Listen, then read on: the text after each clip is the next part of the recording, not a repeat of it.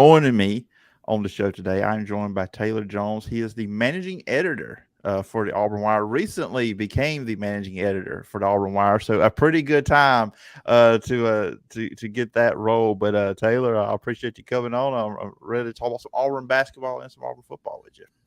Hey, I appreciate you having me on, Phillip. And yeah, it's a pretty interesting time to start the month of November. Not only do you have football in full swing and basketball just getting started, but hey, there's a coaching search too. So yeah, plenty to dive into when it comes to Auburn sports today. Yeah, absolutely. There's plenty to talk about. I know last week when it happened, I don't get hit up a lot to give my opinion on Auburn stuff, but we're doing the last word on college football stuff, and I just happened 2 years ago, almost 2 years ago, when Gus Malzahn got fired. Everybody starts texting, "Hey man, can you talk to me?" Talk to me. I said, "I just need coaches to get fired every year, I guess, just to get a little Yeah, bit same of here. get a play." Same here. But we're actually going to lead with basketball because the Auburn basketball season, 15th team in the country. They tip things off on I almost said kicked off. I guess I'm still in football mode so much. I almost said kicked off, but they tipped off the season on Monday night. They beat George Mason 70-52. Just what were your overall takeaways with the Tigers' performance on Monday night?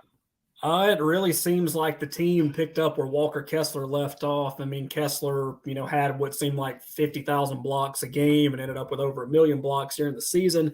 And a lot of people were saying, well, he's gone to the NBA now. What's that really going to look like? Had Dylan Cardwell pick up in his spot. Joe Knight Broom had a handful of blocks as well, too. So defensively, I like the way that they played. I feel like that's really going to carry them a long way. The one thing I am a little concerned about now is 3-point shooting and really just shooting in general. Didn't get a chance to watch the scrimmage that they had against UAB a couple of weeks ago, but just looking over the box score, it was very obvious that shooting wasn't quite there. They did enough to win, but when it comes down to playing, teams like Arkansas, that's going to have a high profile offense. Kentucky's going to be real tough. And, you got to watch out for the, Floridas and Tennessees as well. If you want to beat those teams, you've got to do well all the way around. So good thing is it's only one game in.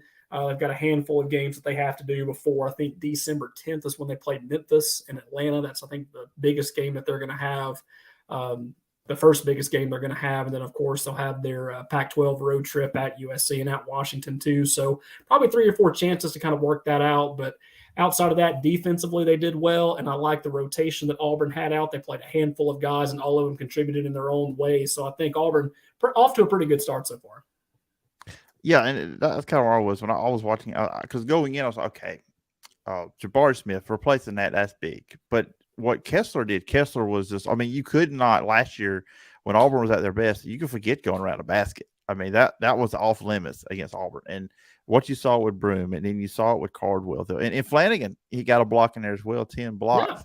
So it kind of seems like, too, around the basket's off limits if you're going against Auburn. But the lineups, did anything surprise you with what Bruce Pearl went with start line? Because he went up front with Broom, Moore, and Jalen Williams, and in backcourt it was Wendell Green and Zep Jasper. Did anything kind of catch you off guard or surprise you with what he went with the starting unit? I really wouldn't say anything surprised me, but one thing I was happy to see was Joe Knight Broom, the Morehead State transfer. There had been, talk since last week that he hadn't been practicing. He had been in a boot, so it was pretty much all the way up until maybe 10 minutes until tip off, if we even knew if he was going to play or not. So actually getting him out onto the floor and seeing what he can do, that was actually a relief. I would say, as far as the starting lineups go. And Cardwell, I believe, was supposed to be in the 5 spot, but ended up coming off the bench, playing very well in defense. But, I mean, you left Alan Flanagan and Katie Johnson off the starting 5, and you still have all that talent, then that's pretty amazing. That's something that's really going to carry Auburn a long way. I think it's intriguing having KD Johnson come off the bench because the energy. Look, Yeah. he's going to miss shots. He's going to probably turn the ball over. He's going to turn you over.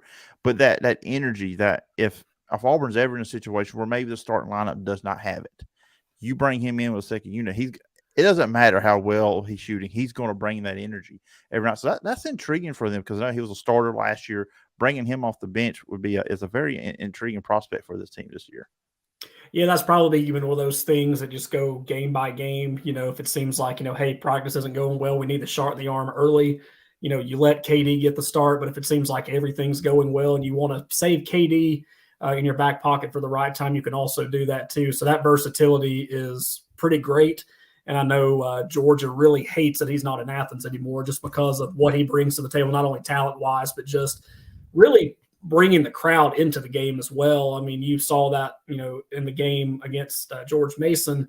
He's getting the crowd fired up. He's in his opponent's face talking trash. I think at even one point he even looked at a George Mason Patriot and said, "I'm going to take that ball from you." And sure enough, he did.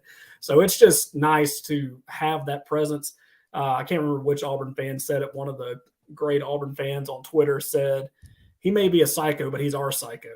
And he's definitely living up to that and carrying that into this season as well.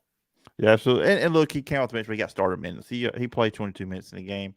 Flanagan was off the bench too, as well. I mentioned that, but he went 0 for 5. And like you said, the shooting, they're going to have to be better there because you get these better teams that can just pack you in the paint, just make you shoot. Their teams are probably going to do that at Auburn. And so, do you think that is something with this team that can get better? I mean, you don't expect 4 for 25 from 3, and what was it, 24-71 overall, which 71 shots because you're creating them turnovers, getting the extra possessions because of offensive rebounds.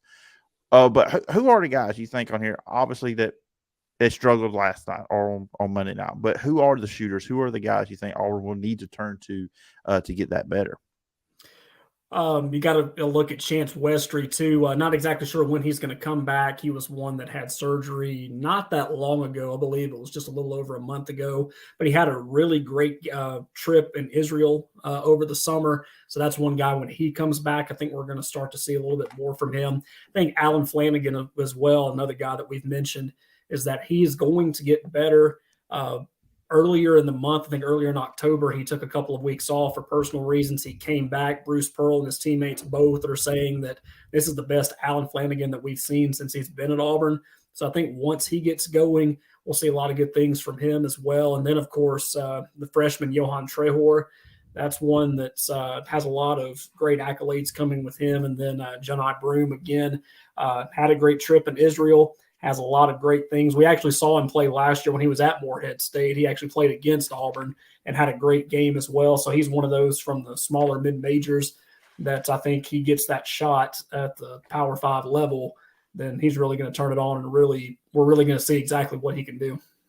So on Friday night, when Auburn plays their next game, what do you want to see when they play South Florida? What's going to be like the main thing you're looking for? I would say probably a little bit more selective with their shots. We know defensively they're going to be able to handle that. Wendell Green on both sides is going to be really good, but this is going to be an opportunity that when you look at the RPI and you look at the Ken Pom and, of course, the basketball performance index from ESPN, South Florida is just a little lower than George Mason. So I think just any opportunity you can to work on your shooting, this is probably going to be the opportunity to do it. And I think we're going to see that with Auburn against South Florida on Friday. Yeah, it'll be fun to check out. Unfortunately, I will be doing high school football, so I'll have to check it out later on a replay or something like that off the ESPN app. But now let's jump into football. Everybody's wondering, you got the Auburn guy. Why don't we talk about what's going on at Auburn? Well, the basketball team was coming in with a lot of momentum from last year, so we'll jump on basketball first. But just football. I tell you what, Taylor. Auburn's 3-6. This is the most enthusiasm I have ever felt, I think, for a 3-6 football team. And it's all about Cadillac. Just the energy, I think what he did Saturday, and even in the loss, and there were some things that happened. Yeah, they lost the game, but I feel hope around Auburn right now. And a lot of it's because that energy, that enthusiasm that Cadillac has brought to the team since he's become the interim head coach. Yeah, and it's one of those, too, that once he was named interim, I wish I could go back in time and tell 11 and 12-year-old Taylor, hey, this guy right here is eventually going to be head coach. And I think the only other problem I would have with that is that Jason Campbell or Ronnie Brown's not offensive coordinator or Carlos Rogers and Travis Williams isn't defensive coordinator yet. That still may happen, but it hasn't happened yet. But I think it was a great move. I think that was a lot of people's concerns with why aren't they firing Brian Harsin after, the loss at Penn State or the loss at Georgia or, them blowing a 17-point lead at LSU. Why haven't they fired him yet? And when you look at the staff, I don't know if it was just because there was a lot of unknowns and the ones that we did know didn't have the experience. we just looked at it and we said, well, there's no real like interim candidate. There's not like a guy that's been on the staff for 20 years or not a guy that was a head coach at one point and now he's kind of rehabilitating himself at this program as a coordinator. But then they said Cadillac Williams is the guy. And I said, that's probably the best case scenario because he loves Auburn. He's, signed with the program back in 2001. So he's really been involved with the program, the guys, and you can definitely tell that he gets the most out of them. I don't know if it's just because he relates to them on another level which I kind of do see that because Brian Harsin, of course, being an Idaho guy and not really used to being in the Southeast, it probably needed a little bit more time to build up, but it just wasn't working for whatever reason.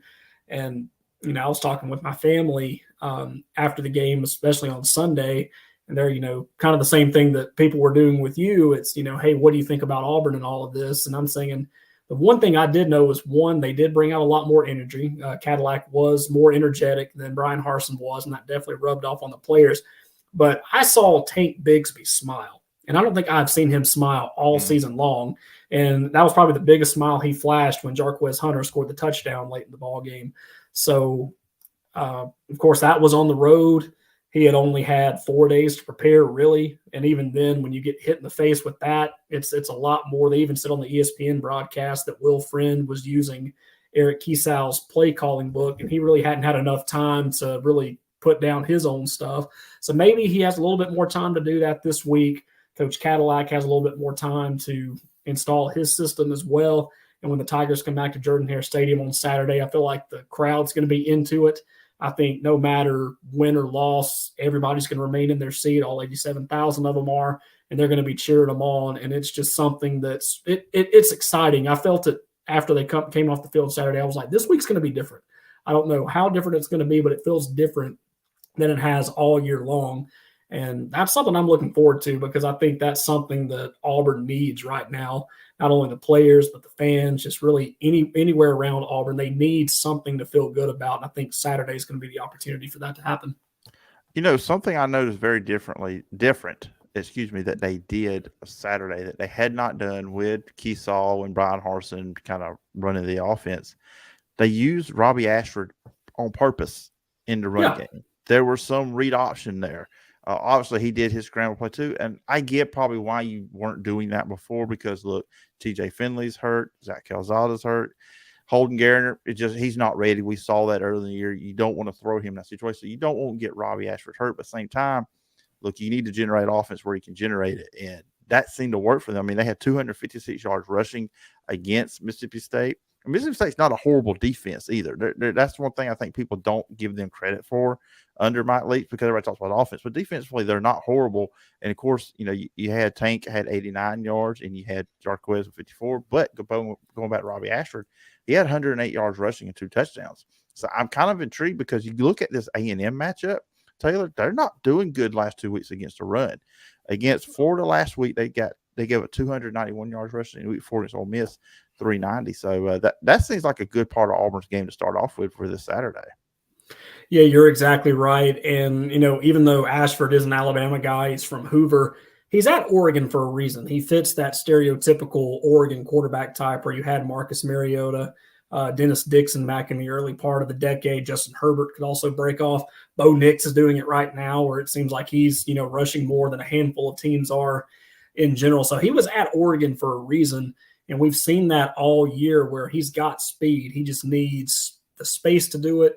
He needs the resources to do it. And I think we saw a little bit more of that. And I think that goes back to, Cadillac Williams' history as a running back because, he's going to put guys in that position.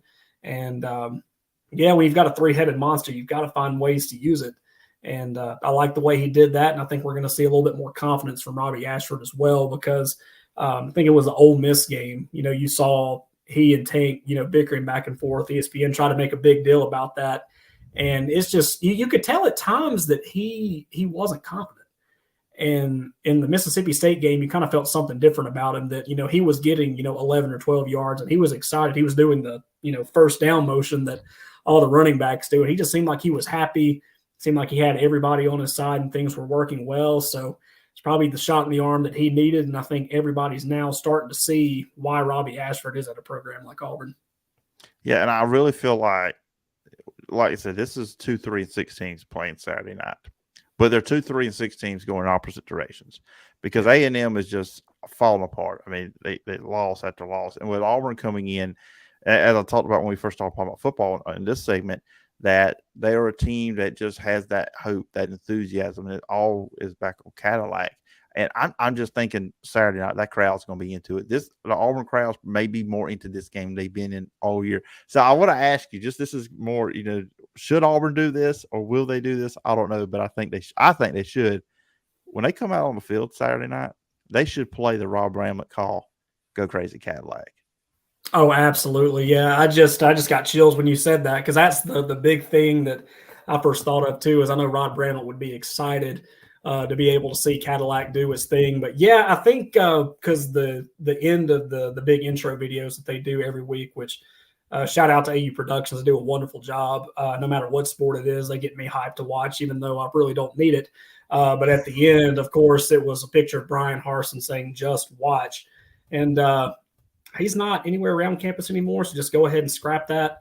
And if it's just a picture of Cadillac, in an Auburn hat or whatever, or if it's back in his playing days with the Go Crazy Cadillac, that would be the perfect replacement for the hype video that the players run out to. I feel like I do my predictions later in the week. Me and another guy, we pick all the SEC games, but I'm just going to tell everybody I'm leaning Auburn. That's where I'm going with this one. How do you think Saturday night goes between these two? I think it will be a tight game just based on, how the history of, what both teams have gone through right now. But I think Auburn is on the upswing. And just like you mentioned, Texas A&M going in the opposite direction. They had these high hopes. They were in the top 5, came close to beating Alabama. But things have just kind of gone downhill after that. Not really sure what their health situation is going to be because they had, I think it was over 28, maybe 30 players that they didn't have against Florida. And of course, you can't have all of them on the field at the same time. So there were a handful of, third and fourth string guys that were getting. So is he healthy? What's the quarterback situation looking like? But you're going to be at Jordan-Hare and you're going to be at night. And I feel like that's ultimately going to give them the advantage. So I'd say Auburn by a touchdown, 31-24. That's going to be my prediction for Auburn. Okay, that should be a good one. And one thing I just feel for A&M, the crowd is going to be an electric crowd. And Jordan-Hare at night, I've been in that stadium at night. When they are rowdy, they are rowdy. They're one of the best in the country. I don't care what anybody says. So good luck with that, Texas A&M. It's going to be a lot of fun for you on Saturday night. Now, before I let you go, of course, we got to talk about the coaching search. And it's one of the things when you fire a coaching season, more than likely, unless you find a coach that's unemployed, it's going to be one of them deals where you're going to have to wait until the end of the regular season. And we've seen all the popular names. And I'll admit this, people know this about me. My favorite coach in college football is Lane Kiffin. So if he would go to the team I cover, I would not be disappointed. Of course, the Deion Sanders name, Hugh Freeze. We've now seen some reports maybe Dan Lanning is being mentioned. There's some interest there, which he shot that down, which anytime a coach gets asked that question, you're going to shoot it down. I mean, I don't expect a coach of another team during a season. Yeah, I'm talking to that team. I'm going to leave here when the season's over with. I mean, that's just not something you see these coaches do. It's just not going to happen. But all the potential names, and this is, I'll give you my opinion and I'll let you give yours, obviously. I think of all the coaches being mentioned, the guy that can rebuild Auburn the quickest is Lane Kiffin, just because of what he's able to do in the transfer portal. Within a year or two, I think he can replenish Auburn talent because talent-wise, Auburn not there, offensive line, and talent-wise, Tank Bigsby's not going to be there. Derek Hall is going to be gone after this year. I've got my questions with Deion Sanders just because he's not experienced at this level. I think Hugh Freeze is another guy that could do some good things for Auburn. But of all the names mentioned, what are your thoughts on how you think this coaching search could go? And who do you think is, in your mind right now, would be the favorite with this job opening? If I had to guess, I would say it's probably between Lane Kiffin and Hugh Freeze.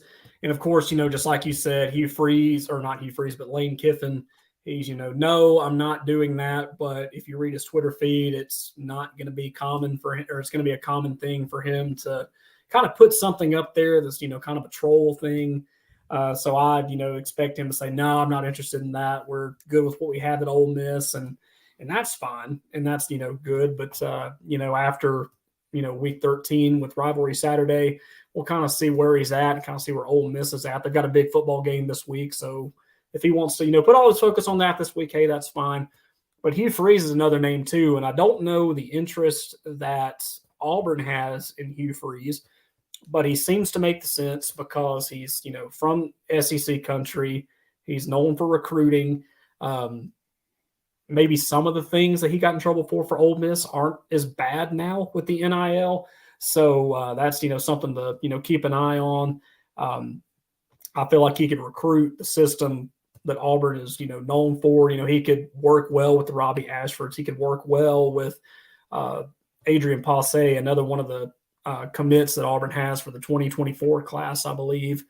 He can work with those multi-talented quarterbacks. And he also said something interesting to Brandon Marcello after the Arkansas upset on Saturday. He said, I don't know if Auburn is interested in me, but I have won everywhere I've gone. I've done it quickly. So I don't know if that was his sales pitch or what, because he immediately said, no, I'm happy at Liberty. I'm happy at Liberty.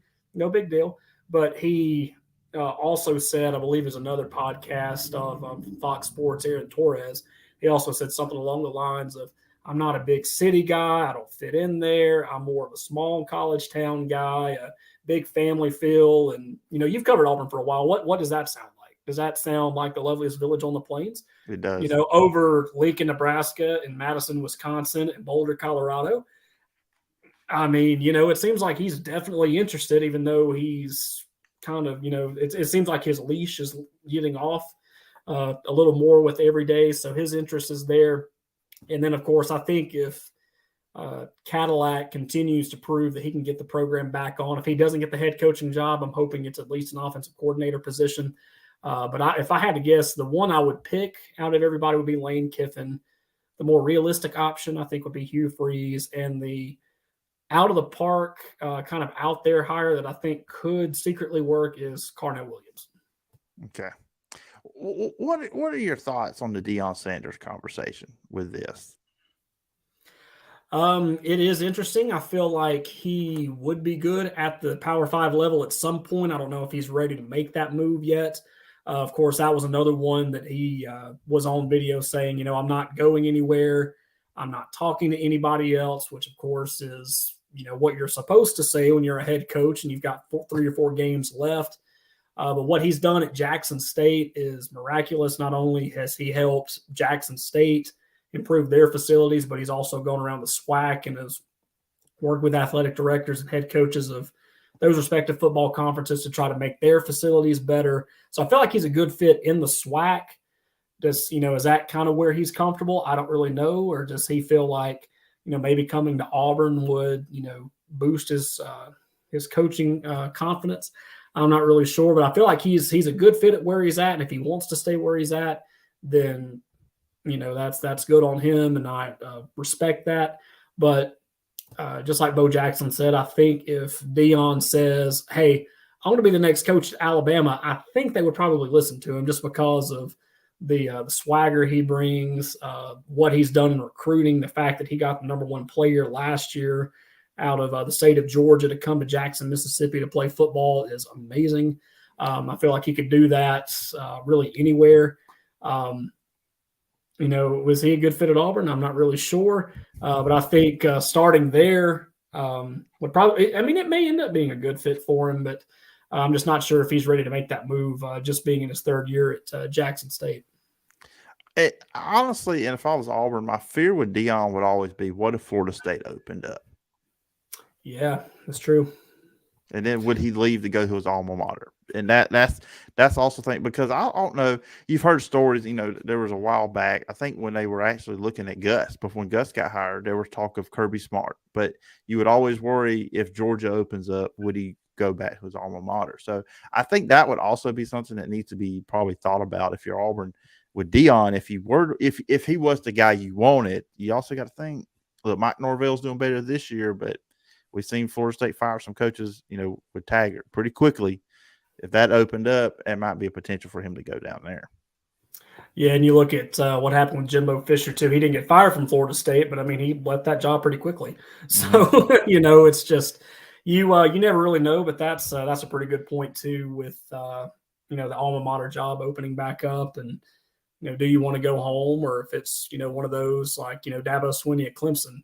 The rumor there for a while was, oh, when Nick Saban retires, he's the guy. He's the guy, but he's been there for so long, you just don't really know if he's willing to make that move that late in his career or not. But yeah, definitely concerned with Deion Sanders, and you also want him to let him be himself. That makes sense, and whether that was true or not about what the boosters did with Gus Malzahn, is you have to hire this guy, you have to hire that guy, you have to do what we say. And, are they going to let Deion Sanders do the same thing? I don't really know. So I think that's another thing to look out for with Deion Sanders and Auburn is, will they let prime be prime?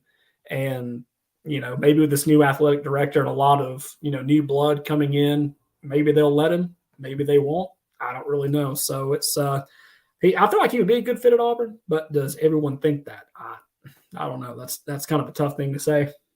Yeah, it's going to be interesting. And you talked about Lane, and I'll about to let you go on this one. You talked about him trolling. I'm surprised. I wonder at some point if he, like, say, if it's for sure, if he's not taking a job, is he going to put like a Twitter meme of a pine box? Yeah, I feel like that's coming. And he's also done this thing too, where, he's been linked to an open job and he'll take a picture of an airplane and be like, oh, where am I going? Am I going to Madison? Am I going to Auburn? Am I going to Atlanta for the Georgia Tech job? Or, occasionally he'll still troll the USC fan base by, say, oh, I'm going home to Los Angeles and all that. So, yeah, I expect him to do that very, very soon if the hotbed rumors don't quiet down surrounding him. Yeah, absolutely. So it's going to be interesting. This Saturday is going to be interesting. Auburn Friday night, Auburn basketball playing South Florida, Auburn football playing A&M. Of course, the coaching search. And Taylor, you have it all covered over at the Auburn Wire. But if the listeners and viewers wanted to check out what you're doing and the Auburn Wire, where can they check it out? You can check us out at auburnwire.usatoday.com. Of course, as the week goes on, we'll, of course, keep tabs on coaching search talk. We put up a post about Van Lanning shutting down the rumors that he was possibly having some mutual interests in Auburn. We've got that up. We've also have the latest on Lane Kiffin as well as Hugh Freeze, Texas A&M talk as well. We do a great job over there. Very proud of my team for what they've done throughout this very busy time. JD McCarthy and River Wells. Definitely check out their work on the Auburn Wire as well. But yeah, anything in coaching search as well as football and basketball news, check us out, auburnwire.usatoday.com. All right, Taylor. I appreciate you taking the time. I told you 20. We've gone 28 minutes. I appreciate you coming on the show, and I look forward to doing this again sometime down the road. Hey, it felt like 5 minutes. It was a great conversation, Phillip, and we look forward to talking with you again soon.